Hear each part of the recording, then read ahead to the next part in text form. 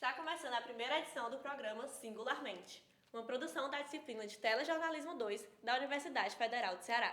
O Singularmente é um espaço para abordar temas que estão ligados à educação e à saúde, com o intuito de trazer conteúdo informativo e educativo para o cotidiano. Nesta edição, nós vamos falar sobre o transtorno do espectro autista, uma condição que pode ser identificada na infância, na adolescência e até mesmo na fase adulta. O Singularmente começa agora.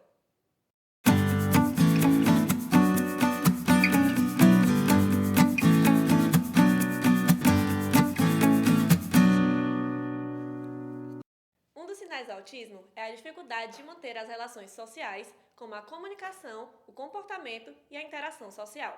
Vamos ver agora uma reportagem do Diogo Vieira, que mostra a importância do diagnóstico precoce e o cotidiano das pessoas dentro do espectro. Eu acordo por volta das 5h30 da manhã, alimento as gatas, tomo café, acordo a Mariana para a escola, deixo na escola, vou para a academia. Aí eu venho para casa, organizo o almoço, vou buscar a Mariana na escola. À tarde a gente faz as atividades que eu já programei aqui para ela. Às terças e quintas a gente vai para Casa da Esperança. E aí voltando para casa, eu preparo o jantar da Mariana. Mariana dorme cedo e aí eu vou trabalhar. Vou dar uma olhada, vou desenhar alguma coisa para os meus bonecos, vou responder e-mail, vou organizar tudo. E vou preparar as atividades para o dia seguinte. Karine é autista, condição que é causada por perturbações do desenvolvimento neurológico e que é reconhecida por modificações no comportamento, na comunicação e na interação social do indivíduo. Karine consegue ter uma vida independente, cuidar da família e das atividades do dia a dia, mas isto está longe de ser a realidade de todos os autistas. Em 2018, a Organização Mundial da Saúde estimou que 1 em cada 160 crianças apresentava alguma desordem do espectro autista. Ainda segundo outras pesquisas, existem ao redor do globo 70 milhões de pessoas dentro do espectro. 2 milhões dessas pessoas nasceram aqui no Brasil, cerca de 1% da nossa população. Mas o número pode ser ainda maior, já que muitas pessoas acabam não sendo diagnosticadas. O ideal é um diagnóstico precoce ainda na primeira infância, como explica a neuropsicóloga Tiziana Aires.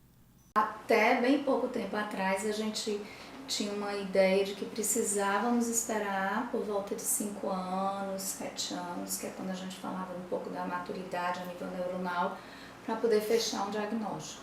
Hoje já se sabe que quanto mais precoce, melhor. Por quê? Porque mais precocemente começam as intervenções e melhor a gente vai ter mais a gente vai ter possibilidade de ter respostas mais adequadas. Tá? Aos 2 anos já se consegue fechar e quanto mais cedo você perceber diferenças de desenvolvimento no seu filho, ou então alguns sinais, melhor, porque já são sinais de alerta. Francisca Josiele é natural de Uruburetama, no interior do Ceará, e viajou quase 3 horas até Fortaleza em busca de um laudo que atestasse de forma oficial que seu filho mais novo, Enzo Gabriel, fosse autista. Por isso, ela procurou a Casa da Esperança, entidade reconhecida nacionalmente pelo tratamento que oferece a pessoas dentro do espectro autista. O que vai te levar a suspeitar? O jeito dele, Quais as comportamentos? atitudes, porque ele gritava muito, gosta muito de barulho, ele não atende a gente, ele grita muito, ele corre, ele não atende um não. No colégio pedem muito o laudo dele porque acham que ele é autista, mas a gente não tem como afirmar que ele é. Em todo canto que a gente chegar a mostrar o laudo dele, ele é bem recebido, com certeza, eu acho que sim. O autismo se manifesta de várias formas e algumas vezes é difícil identificar os primeiros sinais, pois podem ser facilmente ignorados ou atribuídos a outras causas, como o mau comportamento.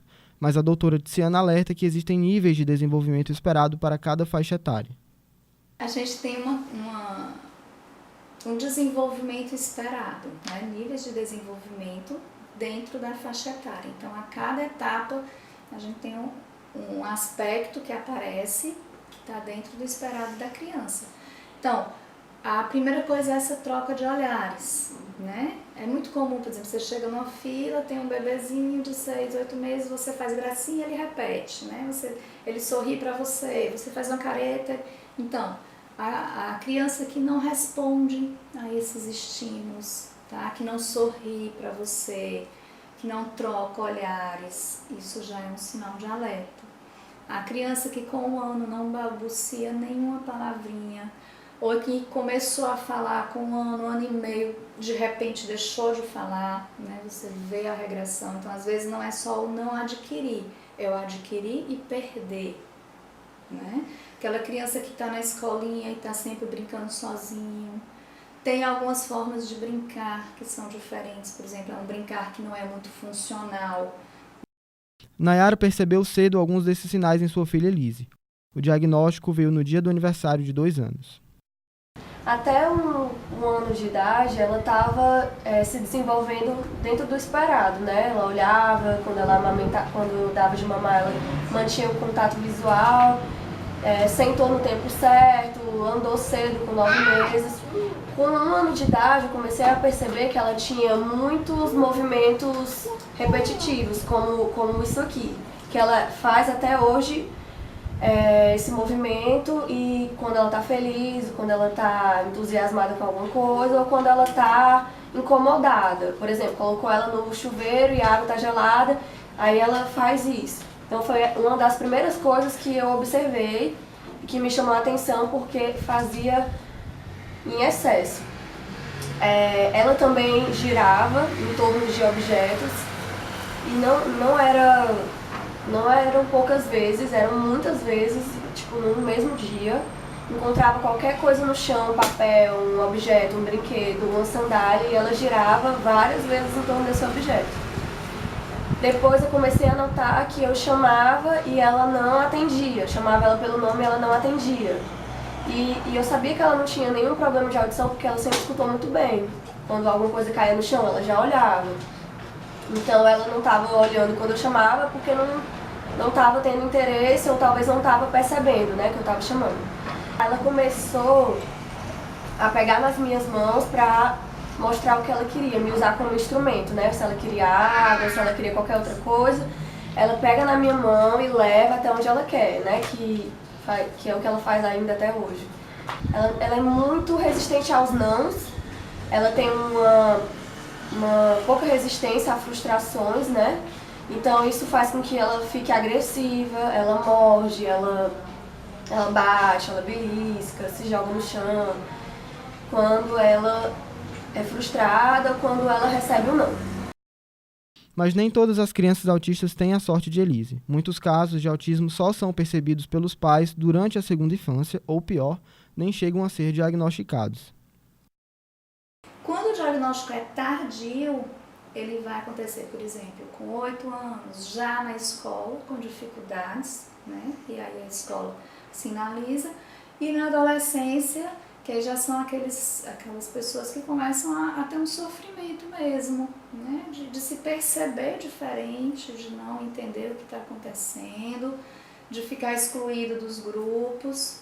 É isso quando a gente fala de um autismo leve e moderado que consegue chegar lá. O diagnóstico tardio, ele é complicado para a pessoa, porque a fase importante de desenvolvimento, aquela janela de desenvolvimento que a gente tem no início da vida, né? Ela já se fechou, então tudo que vai se conseguir é com mais dificuldade, né? As rotinas já são mais estabelecidas, se você tem algumas estereotipias, tudo isso vai ser mais difícil de ser controlado ou até de ser reduzido mesmo. É comum a gente, inclusive, ver pais que se identificam com o diagnóstico quando trazem seus filhos. Karine é um desses casos. Ela só se descobriu autista depois de desconfiar que havia algo de errado com a pequena Mariana. Quando a Mariana fez 3 anos e meio, ela começou a ficar agressiva na escola. Quando outra criança chegava perto, ela ficava angustiada, não sabia o que fazer e ela mordia, ela batia. Aí a gente foi para psicólogo, foi para psicopedagogo, foi para neurologista. E o que eles avaliavam era que ela falava, ela interagia, cognitivamente ela estava bem, o QI dela era bem acima da média e que ela estava entediada, que tinha alguma coisa, mas que não tinha nada. A escola na época não teve coragem de falar comigo sobre autismo, falou com meu marido, e ele começava a perguntar, será que é autismo? Será que é autismo? E os profissionais falavam, não, não é, ela fala. Ela fala, ela interage, ela olha, E ela se coloca muito bem, a linguagem dela é muito superior à da maioria das crianças, não é autismo. Quando ela fez 4 anos e 3 meses foi que a gente finalmente conseguiu o diagnóstico de autismo. Eu lembro que na primeira consulta com essa neurologista, ela disse, olha, a gente vai ajudar a sua filha e assim que ela estiver mais estável, a gente vai ajudar você. A gente fez uma série de testes e aí eu descobri que eu era muito mais autista do que eu pensava. Ela não falava, ela repetia. Ou então ela foi aprendendo, foi desenvolvendo a fala ecolálica e ela usava as palavras da sua pergunta numa reorganização para tentar te responder. Mas você não conseguia da Mariana mais do que 2 frases curtas e normalmente desconexas, e ela fugia. Na Casa da Esperança, a Mariana aprendeu a olhar as pessoas, ela tem um contato visual curto, mas mesmo assim ela tem um contato visual. Ela desenvolveu a linguagem, ela está desenvolvendo a tolerância à frustração, ela tinha uma dificuldade muito grande, por tudo ela entrava em crise. A Elise vai começar o tratamento agora numa clínica e ela vai ter acompanhamento com fonoaudióloga, terapeuta ocupacional e uma psicóloga. O quanto antes o autismo for percebido e diagnosticado, melhor para que seja feito um tratamento adequado, pois uma equipe de especialistas pode, junto com a família, intervir para minimizar as estereotipias, proporcionando um desenvolvimento saudável.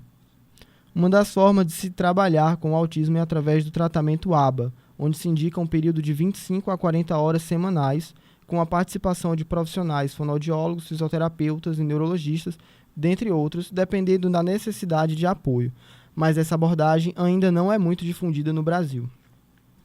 O indicado hoje pela Associação Americana de Pediatria é que uma criança diagnosticada dentro do espectro faça de 20 a 40 horas semanais de intervenção. Isso se você colocar terapia estruturada, família e escola. Né? Se você vai para um plano de saúde, você tem 40, 50 minutos. Se você processa o plano de saúde, você ainda pode conseguir até 5 horas semanais.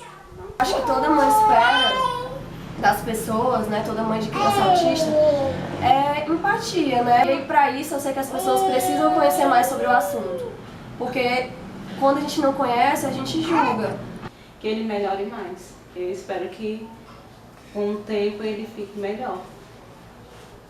Porque toda mãe quer o bem do seu filho, né? No próximo bloco, vamos discutir sobre os desafios da educação inclusiva para pessoas no espectro autista.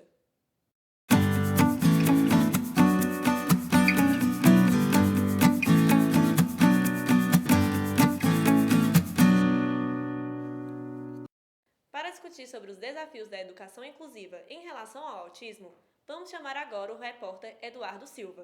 Ele vai conversar com a pedagoga Fernanda Cavalieri, especialista no assunto. No programa de hoje, nossa equipe visita a Escola Municipal Maria Alice para conversar com a pedagoga Fernanda Cavalieri. Fernanda é membro da Associação Fortaleza Azul e atua na área da atenção educacional especializada. Professora, como se dá o atendimento do aluno autista nas escolas de Fortaleza? Eles são matriculados nas turmas regulares, né, de acordo com a sua idade, e fazem o acompanhamento no atendimento educacional especializado, que tem como objetivo fazer o levantamento das potencialidades e das barreiras que dificultam o acesso ao currículo. Então, alguns têm o apoio do profissional de apoio educacional. Quais são as regulamentações que atendem ao aluno autista? Eles entram no mesmo rol dos alunos com deficiência, né? Na Lei Brasileira da Inclusão. Temos também o Estatuto Municipal da Pessoa com Deficiência e temos a Lei do Autismo, a Lei Federal 12764. E na inclusão dos alunos autistas, existe algum modelo que é seguido pelas escolas ou que é aplicado aqui? Bom, na rede municipal, os alunos têm o plano, né, do AEE e a gente tenta o máximo que ele acompanhe o currículo comum, né? Caso não seja possível, ele faz um currículo, tem um currículo adaptado, tem direito à adaptação tanto no currículo quanto nas avaliações. Quais são as adaptações necessárias na sala de aula para receber o aluno autista? Bom, a gente precisa deixar bem claro para esse aluno a rotina que ele deve seguir, né? E a adaptação é muito individualizada. Tem aluno que precisa de pouquíssima adaptação, né? A gente pode adaptar o espaço também, o ambiente, né? né, deixando esse aluno próximo à lousa, próximo à professora. A gente também tem que incentivar o trabalho em grupo para esse aluno ultrapassar as barreiras de socialização.